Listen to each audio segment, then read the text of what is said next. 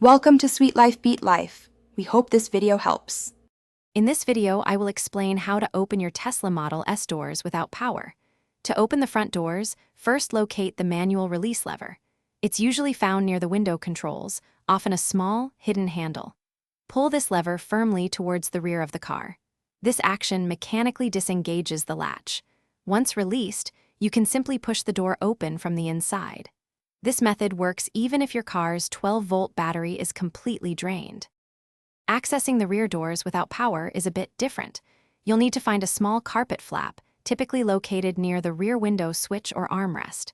Gently lift this flap to reveal a mechanical release cable. Pull this cable to disengage the door latch.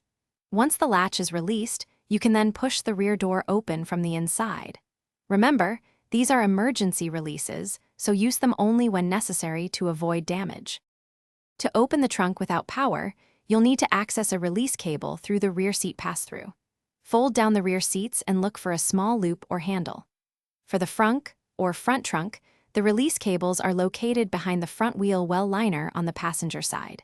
You might need to partially remove the liner to reach them.